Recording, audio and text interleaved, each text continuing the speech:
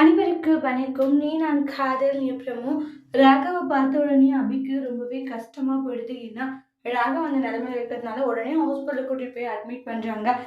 ட்ரீட்மெண்ட்டுமே போய்கிட்டு இருக்கு. அதுக்கப்புறமா ராகவ் லேசா கண் முழிச்சு அபி அப்படின்னு கூப்பிடவும், அதுக்கப்புறமா பார்த்தீங்கன்னா அபி வராங்க. ராகவ் உங்களுக்கு ஒன்றும் ஆகலைல்ல, நீங்க நல்லா தானே இருக்கீங்கன்றாங்க. அப்போ எனக்கு ஒன்றும் இல்லைன்றாங்க. உன்னை பார்த்த பிறகுதான் பூனை உயிரி திரும்ப வந்த மாதிரி இருக்குன்னு சொல்லிட்டு ஃபீல் பண்ணிக்கிட்டு இருக்காங்க. எனக்கு ஒன்றும் இல்லை, நான் நல்லா தான் இருக்கேன்னு சொல்கிறாங்க. அதுக்கப்புறமா என்னாச்சு, யார் உங்களை இந்த மாதிரி பண்ணதுன்றாங்க. அதுக்கப்புறம் முரளின்றாங்க. ராகவ் என்ன சொல்கிறீங்க? ஆமாம் அப்படி அந்த முரளி தான் என் இந்த நிலைமைக்கு ஆளாக்கிட்டான்ற மாதிரி சொல்கிறாங்க.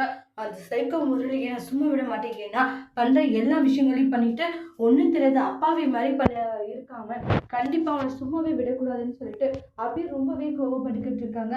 பாத்தியக்க நான் தான் சொன்னில்ல, கண்டிப்பாக அந்த முரளியோட வேலையாக தான் இருக்கும்னு சொல்லிட்டு எல்லாத்தையும் பண்ணுறதை பண்ணிட்டு எந்த அளவுக்கு அவன் உஷாராக இருக்கான்ட்டு அவனை நம்ம சும்மா விடக்கூடாதுன்றாங்க.